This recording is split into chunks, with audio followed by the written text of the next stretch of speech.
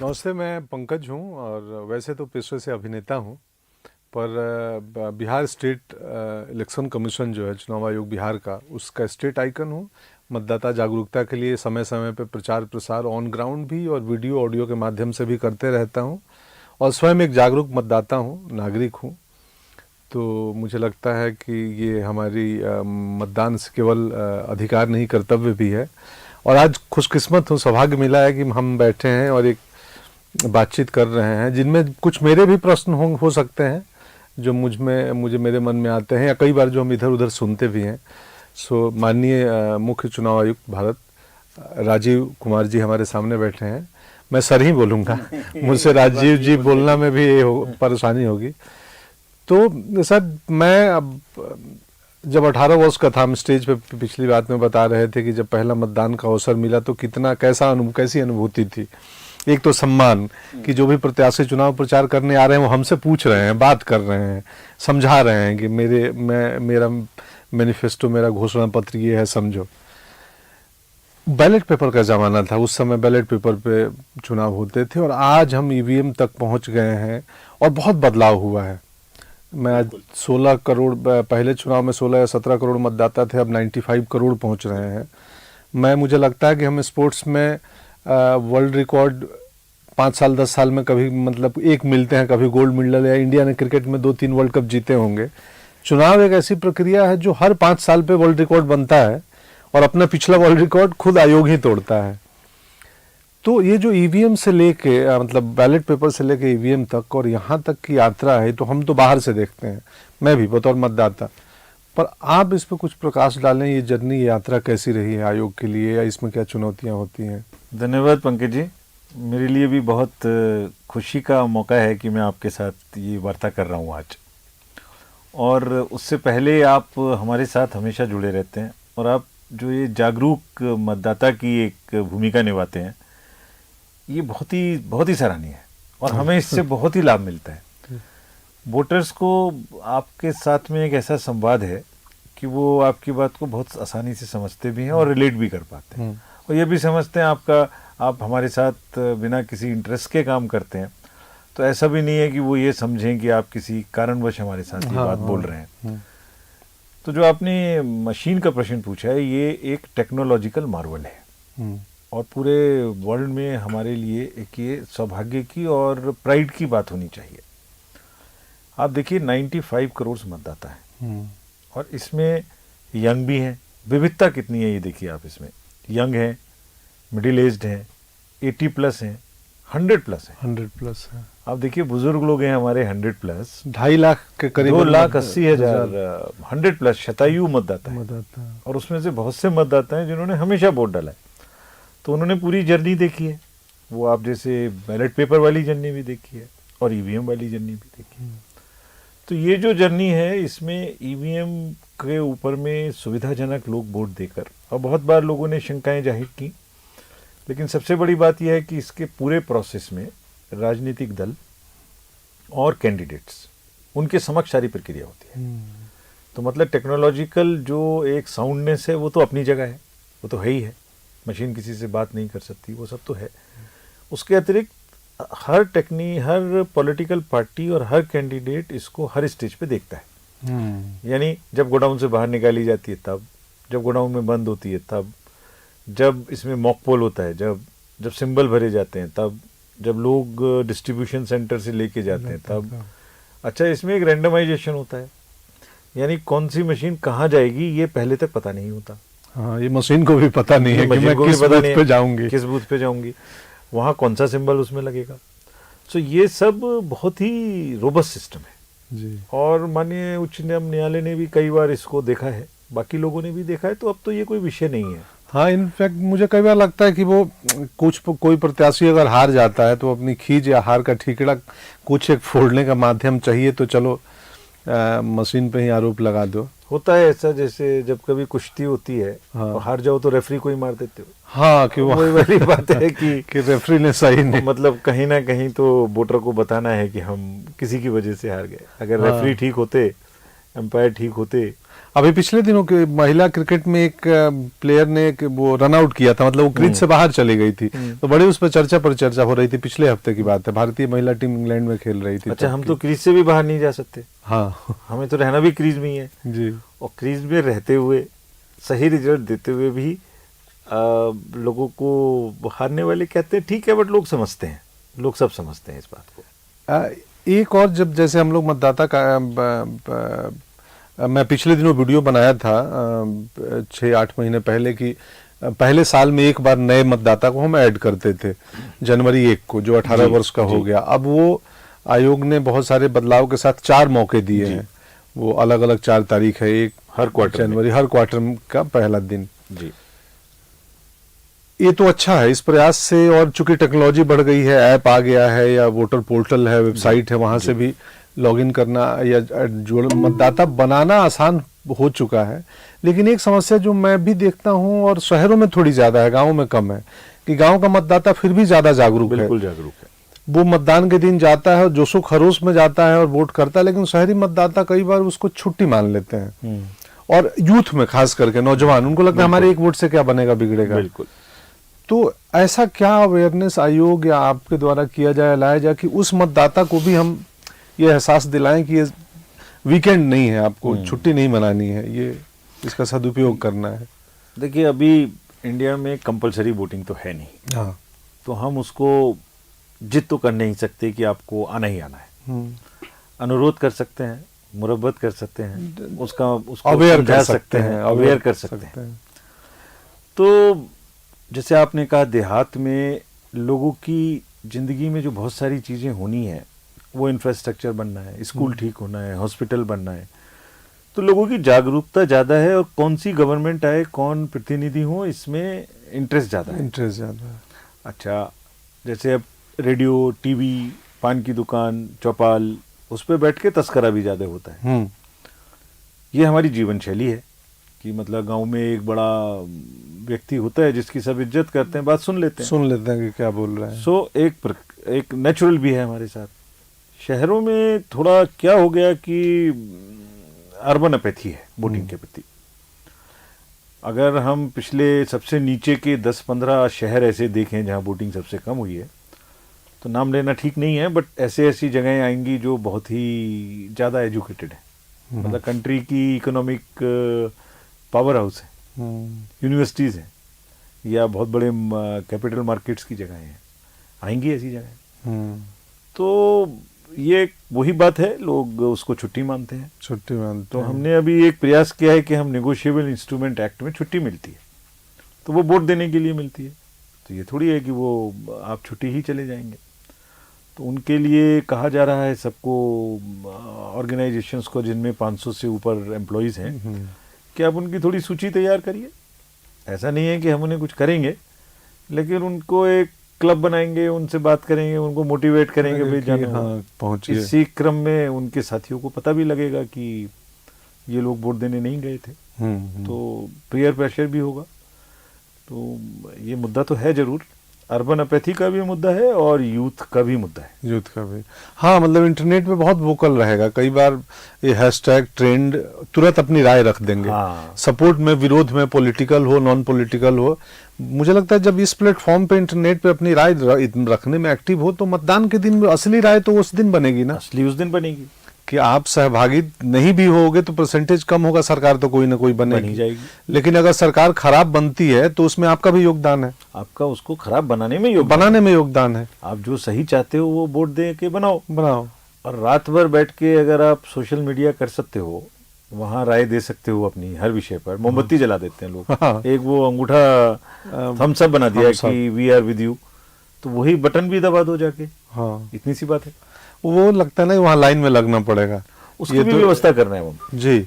उसकी भी कुछ जगहों में व्यवस्था कर रहे हैं कि आप टेक्नोलॉजी से माध्यम बना रहे हैं कि हम बूथ पर कितनी क्यू है इसका भी रिले करें। अभी शुरू करने का प्रयास है, 1-2 स्टेट में किया था, एक बूथ ऐप बनाया था। तो you can plan your visit also to the booth, that also we are thinking. वाह, बहुत अच्छा है। मतलब टेक्नोलॉजी से यूथ को तो पूरी तरह से जोड़ दें, यानी आप घर में बैठ के वोट बनाओ, घर में बैठकर ही शिकायत करो, घर में बैठकर ही आप लाइन देख लो, ये सब चीजें। जैसे आपने बोला कि ग्रामीण मतदाता को ना कि वो अवेयरनेस है, क्योंकि उसके जीवन में स्कूल, अस्पताल, सड़क, बेसिक इंफ्रास्ट्रक्चर की समस्या होती है। तो मैं कई बार मैं स्वयं अपनी जर्नी देखता हूँ सर, तो मुझे भी महसूस होता है मैं क्यों अवेयर हूँ। मुंबई में हूँ, रहता हूँ, सिनेमा के लिए काम करता हूँ, और मुझे क्यों लगता है कि ये बहुत ज़रूरी है, क्योंकि लोकतंत्र का परोक्ष या अपरोक्ष रूप से मेरी स्वयं की जर्नी में बहुत बड़ा योगदान है। क्या बात। मैं इंटायर लाइफ गवर्नमेंट स्कूल में पढ़ा हूँ, प्राइमरी से लेके और हायर एजुकेशन इवन एनएसडी तक दिल्ली में। तो मुझे लगता है कि वो कहीं ना कहीं से वो लोकतांत्रिक ढांचे का ही इम्पैक्ट था कि एक रूरल इंडिया का लड़का अभिनेता बन सकता है। तो मुझे लगता है कि यार उस ढांचे को या उस प्रोसेस को और सशक्त हमें करना चाहिए, और इसीलिए मुझे लगता है कि मेरी जिम्मेदारी भी है, क्योंकि मैंने इसके बहुत सारे फायदे स्वयं महसूस किए हैं, देखे हैं। बिल्कुल। तो इसी के साथ एक पिछले इसमें एक चीज मैं आपको जोड़ूं, हर बड़े शहर में भी दो व्यवस्थाएं हैं, वहाँ गांव भी है और शहर भी है। हाँ हाँ, मतलब गांव, हर बड़े शहर में एक गांव है, एक गांव है, उस गांव की एक पहचान है, लोग आपस में जुड़े हुए हैं। जैसे आपने कहा, मैं भी ऐसे ही स्कूल से पढ़ा हुआ जी, मैंने भी 12वीं तक ऐसे ही प्राइमरी स्कूल से, सरकारी से ही पढ़ा है। तो वो जो गांव की जो एक फीलिंग है, जो सशक्त बनाने के लिए डेमोक्रेसी की तरफ बढ़ती है, वो एक बिल्कुल एक मतलब आपके अंतरंग में घुस जाती है। हाँ, वो स्वाभाविक है। तो वो लोग जो वहां से उस बैकग्राउंड से शहर में आके रह रहे हैं, वो वोट देने जरूर जाते हैं। हाँ, उनको उसका फायदा, नफा नुकसान पता है। ये उन्हीं के साथ है जिन्होंने शायद वो उस तरीके का अभाव या उस तरीके की माध्यम इसको सशक्त नहीं समझा है। तो समझाएंगे उनको। अब आप जैसे आज कह रहे हैं उनसे, तो आपके कहने की तो लोग सब बात मान लेते हैं। हाँ हाँ, प्रयास में वही, मैं भी जो जब भी कोई आयोग से आता है कि भैया ये कार्यक्रम कर रहे हैं, वीडियो बनाना है, तो मैं खुद बढ़ चढ़ के और उसको मुझे लगता है कि करना चाहिए। ये मेरे लिए सच में जेन्युइनली कि ये जिम्मेदारी है। एक आम मतदाता था मैं भी, और अब सिनेमा में आ गया, और तो मैं लड़कों को, नौजवानों को इसके प्रति जागरूक करूं और सही मामले में समझाएं, क्योंकि जो स्वाधीनता हम महसूस करते हैं, जब तक मतदाता सशक्त नहीं होगा तब तक लोकतंत्र सशक्त नहीं हो सकता है। और हम कुछ आज ही बात कर रहे थे कि 95 करोड़, मतलब यूरोप की आबादी से ज्यादा तो हमारे यहाँ मतदाता है, पूरी आबादी से ज्यादा। उसमें से 67% पार्टिसिपेट कर चुके हैं। तो मतलब इट्स ए ह्यूज नंबर, बहुत। और जब आप देखेंगे तो आज ये व्यवस्था पक्की है, आप वोटर में नाम जुड़वाना चाहेंगे तो नाम आपका जुड़ेगा, कोई रोक नहीं सकता। ये तो बात पक्की है। हाँ, आप वोट देने जाना चाहें तो कोई आपको रोक नहीं सकता। ये बात पक्की है। आपके ऊपर है वोटर के, वो कोई प्रलोभन में ना आए, लेकिन अगर वोट देने जाना है तो वो जाएंगे। पूरे कंट्री में ये व्यवस्था हो गई। हाँ, मतलब ऐसा नहीं हो सकता कि आपको कोई जबरदस्ती जोर करके वोट डालने जाने ना दे पाए।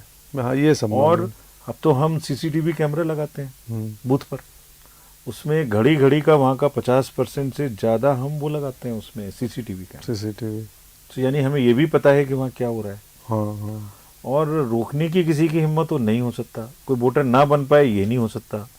अच्छा, अगर कोई जबरदस्ती डुप्लीकेट नाम घुसा दे वोटर लिस्ट में, वो भी सबके पास वोटर लिस्ट को हम पब्लिश करते हैं, बूथ पे पब्लिश करते हैं, सर्वे के दौरान पब्लिश करते हैं, नाम कटवा दो भाई। हाँ। तो जागरूकता अगर है, और वो वोटर लिस्ट तो वो जितने मतदाता खड़े हैं उन सबके पोलिंग एजेंट के हाथ में, और वो स्थानीय गांव के लोग हैं, तो उनको तो मालूम है कि भैया ये 4 नाम गलत है। 20 लोग तो मिली भगत नहीं कर सकते। मतलब 1-2 कर सकता है। हाँ। 15-20 लोग कैसे मिली भगत करेंगे? और हर समय में उनका एजेंट उपलब्ध है। हाँ, वहाँ बूथ पे। सो ये लोग कुछ भी कहें, मतलब ऑलमोस्ट एक व्यवस्था ऐसी है जिसमें पारदर्शिता, फेयरनेस, सबकी शामिल होने का तरीका, ये बहुत बहुत पक्का है। जी। और नहीं तो विश्वास नहीं होता लोगों को। हाँ, नहीं तो सत्ता परिवर्तन ऐसे थोड़ी होता। ऐसे अगर आप किसी के मन में पब्लिक के विश्वास नहीं होता, और इतनी बड़ी लोकतंत्र में, इतने बड़े विविधता के देश में, इतने बड़े विविधता, आप ये देखिए, कहीं अगर एक वोट होता है तो हम उसको वोट को एक को लेने 10 लोगों को भेजते हैं। 10 लोगों को। गिर जंगल का मैं डॉक्यूमेंट्री देख रहा था, वही वाला। वो एक वोट है गिर में, और उसको हम लेने भेजते हैं। हाँ, इनफैक्ट हमने इस पे एक फिल्म की थी, न्यूटन नाम की, 2017 में इंडिया से ऑस्कर भी गई थी, जो 70 वोटर हैं, उनके लिए बूथ चुनाव का समय है, उसी पे पूरी कहानी थी। तो बहुत इंटरेस्टिंग। उस दरमियान हमको काफ़ी रिसर्च करने में मुझे भी ये इलेक्टोरल प्रोसेस के बारे में जानकारी बहुत मिला। रोबस्ट लगा आपको?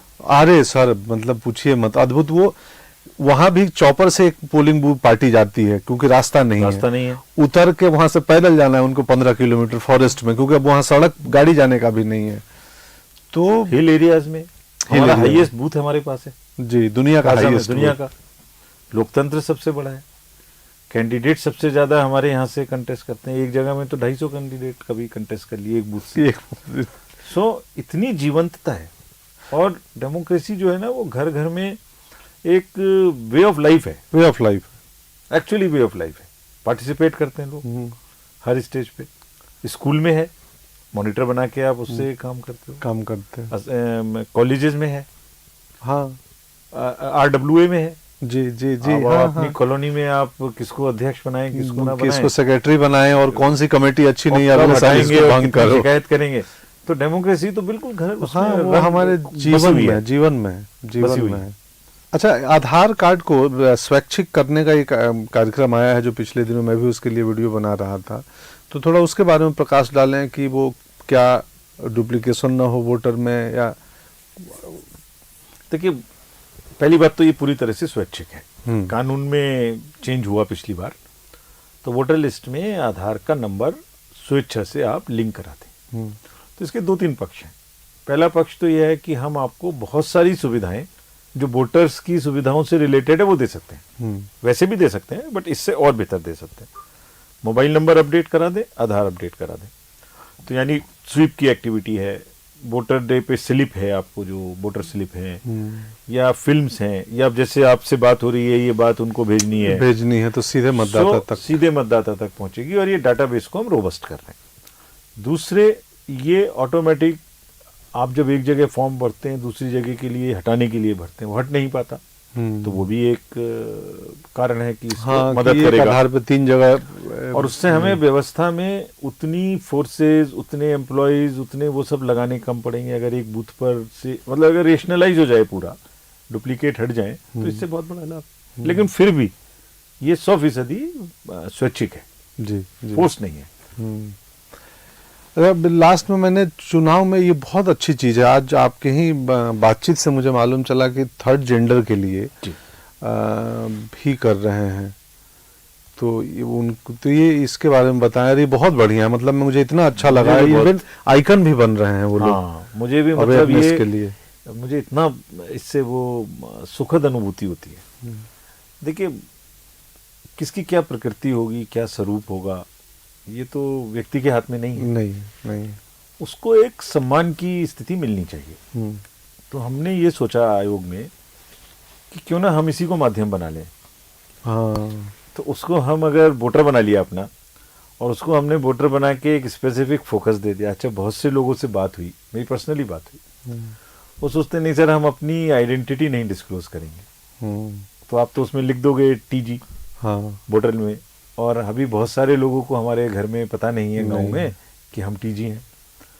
तो हमने, चलिए अगर आप वो चाहते हैं तो हम नहीं, लेकिन आप वोटर बन जाइए हमारे, जो आप लिखवाना चाहें वो लिखवाइए, वोटर जरूर बन जाइए, आइए जरूर।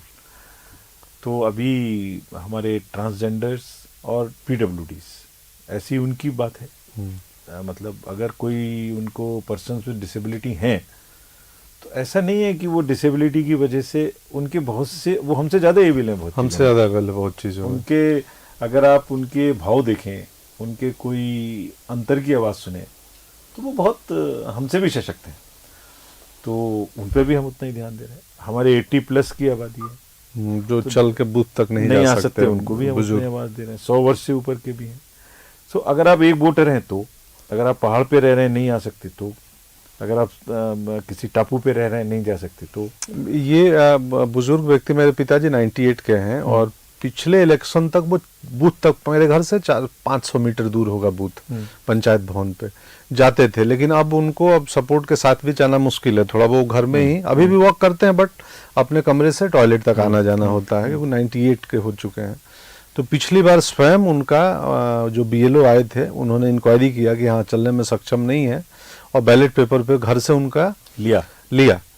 तो और ये उस दिन उनका फिजियोथेरेपी हो रहा था, घुटने में दिक्कत थी, नहीं जा रहे थे। कहाँ रहते हैं अभी? गांव में, गांव में नहीं, गांव गोपालगंज में। हाँ, उनको मुंबई पसंद नहीं है, वो लोग बॉम्बे बोलते हैं हमें भेज दो वहीं भेज दो।